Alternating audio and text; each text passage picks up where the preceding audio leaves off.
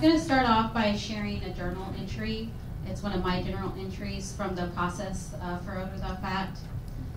For body image, I took on the effects, the psychological effects that negative body image can have on me in particular. Here it is. I am mean. Why? Why am I so mean? Am I angry? Yes. I am mean. Why? Why am I so mean? Am I angry? Yes. Am I sad? Yes. Am I ever happy? Yes. Does it all come and go? Yes. Where does it hurt you? In my chest. It hurts like sadness. It flows upward to my chin and outward around my torso. It saddens me hard. I want it to do the opposite and open me up. I want the sadness to cradle my bones. Okay, so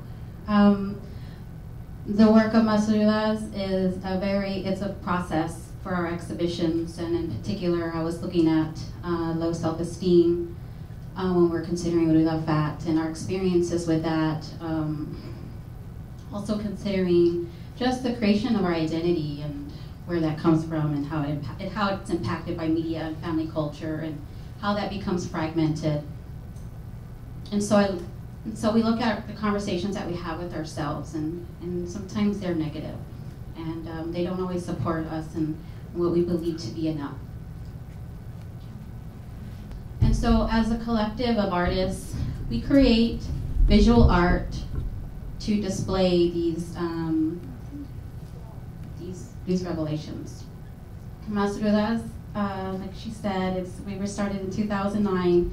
We create these installations, for example, we have one called Chicanas Only. We address patriarchy. So we create these installations together. And this one is called Mas Triste. And we address the commodification of culture here in San Antonio in particular. So Mas Rudas always, our work derives from our personal experiences as women of color, as Chicanas. We have multiple perspectives, and so we have to be sure to address those within our work.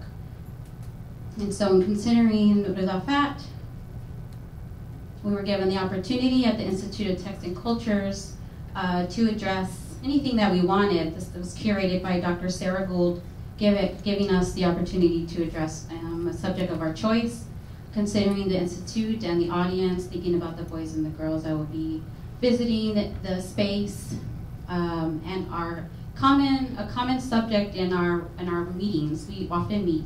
This is part of the process. Was our body image and our experiences with that.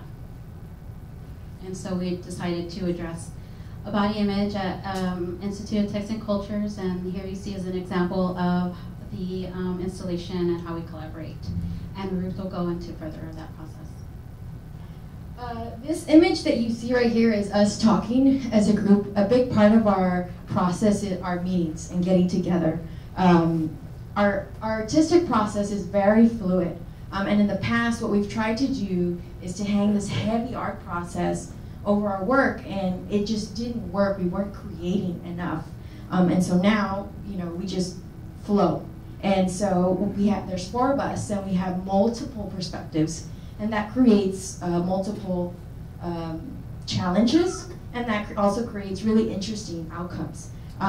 The steps that we take to create an exhibition are 5. The first one is creating the concept. The second is researching the concept.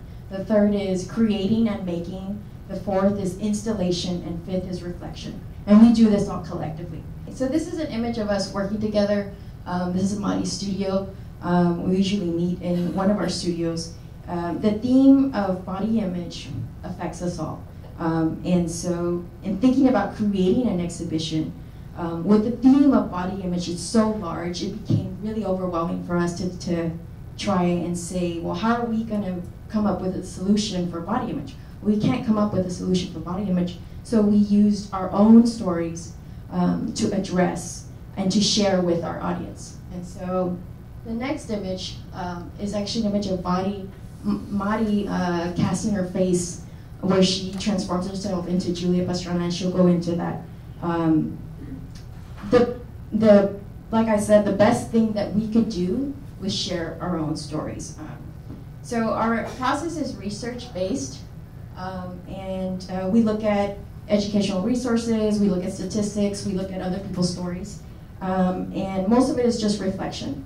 What you see here is a collage that I created out of little bodies, and I call these lonjas. And lonjas is a Mexican term to negatively describe a body fat around your stomach. And my mom used to use it all the time on me. And so what I did was I tried to create a positive feeling for lonja for me, like make it a positive thing. And what happened in the beginning, you saw an image of the ITC and the entrance. We created this collage into a large print, and it was placed on the entrance, and so it became the gateway to Ruda Phat. But this was a great process for me to kind of overcome that love-hate relationship that I have with my own body and loving my own lonjas. And I'm going to let Kristen take over after this.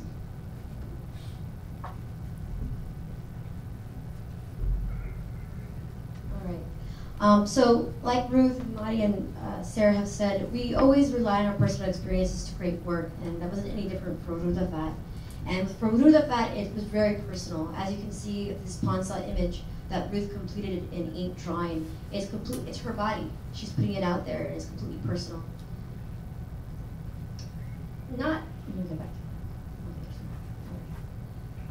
So with exploring these personal experiences, we combine our female perspective as well as our Chicana identity. And we combine those to create work that speak to those multiple identities as well. I will always take away the honesty that Rudas had with creating work for that exhibit, because it had not only made me reach down personal, but it also got our attendees and our viewers to share their personal experiences as well. And they weren't afraid to get really personal with us and share their own body image issues with us. As you can see here, this is Ruda Phat, and this is the foundations that Madi kind of created her work from. Madi created a series of portraits where she transformed herself into Ruda Phat, who was labeled the ugliest woman in the world. And Madi used these portraits to confront her shame or dissatisfaction with her body hair, and also confrontation of her own vanity of herself. Ruth completed multiple works for Ruda Phat. She created works that talked to her Tex-Mex culture and her comfort in eating these foods and the effects that it has on her body. She also confronted weight loss methods, quick weight loss methods that people use, one of which is binding your body and to induce sweat to induce that weight loss quickly. Of course, these methods don't work. A lot of viewers this really resonated well with a lot of viewers, and they shared their own methods with Ruth. One of my favorites that Ruth completed is a portrait she did of her full body in graphite. This resonated really well with me as well, because she's never done a full body portrait of herself. For this image, she really shows the shame and discomfort that she had in doing this image, and it was one of my favorites. Sarah completed three-dimensional objects that spoke to her fear and anxiety with her body image, and she did these portraits to in an effort as a way to overcome those fear and anxieties. These also represent the conversations she's had with herself of self-doubt and self-loathing, and how she needs to balance that critical voice with the positive one as well. I completed a series of videos that documented my beauty ritual routines that I do behind closed doors and are hidden away. And these, one of which was shining a flashlight in my eye to lighten them because I felt that they were too dark. Another one was shaving my arms, because I shave my arm hair every day. Another one was also imagining my nose was smaller because people told me I had a big white nose. Of course, these experiences resonate with us because people tell us these things, right? They make us feel bad about ourselves because we don't meet these certain expectations or these ideals that are set for us. And because we don't meet them, we try to remedy them, and we try to do beauty rituals or change them through many methods, just to try to measure up.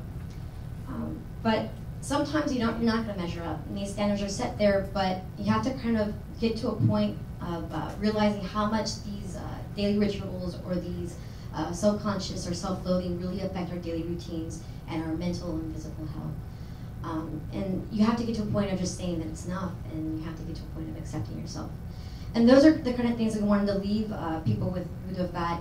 On the exiting, we had the text Sin Vergüenza, which means no shame and having no shame. And I also did a mural that said love yourself. So we hope that there will be a lasting thought for our audience as they left our Ruda Phat exhibit. And I'll leave it to Mike. Going off what Kristen was saying about honesty, and so my own personal process with my work relied heavily around being honest with myself. And so through asking myself questions in this process of inquiry, I was able to start like this dismantleization of this body dissatisfaction that I had. So I thought back to when I was in 6th grade. And in 6th grade, clogs were really in back then. And so I used to think about how the backs of my feet looked in clogs, and I used to check them out, and which is completely ridiculous, right? And so through asking myself these questions, I was able to come up with answers. And so those answers sort of led to these feelings of resolution. And that resolution then in turn, it turned into this true desire to change and these feelings of power. But what I realized about that desire was that it was very romanticized, it was very idealistic, and so that really led to a shift in my focus. So instead of focusing so much on how you look on the outside and how I'm going to look in the mirror when I pass by, it was a more an internal effect, and so I started concentrating how I felt on the inside and knowing that that would eventually lead to a better image of myself overall. So more inside versus outside. And so the next image is sort of this representation of this dismantleization that I went through, and Kristen talked about the work I did where I transformed myself into Julia Pastrana and did the shoot throughout the day, so at the end of the day I had to take the mask off. Ruth also touched on our process, and so a big part of our process is considering our audience. And as Mas Rudas, we tend to pick topics that are very sensitive. And so these topics tend to create this discomfort. And we always expect that there's going to be a resistance, whether the resistance comes from the institutions that we're working with or whether that resistance comes from our audience. And so there's always this fear that our audience will not be able to translate our message. And during Ruda Phat, the exhibition hadn't even opened yet, and we were already being approached by our family and our friends who wanted to share their stories with us about their own body image problems. And this is a picture of the opening. During the opening, we had complete strangers come up to us, and they were so eager to share very personal moments in their lives. And this is a picture of Ruth giving a tour to a group of college students. We gave tours to Girl Scouts. We talked to a bunch of college students.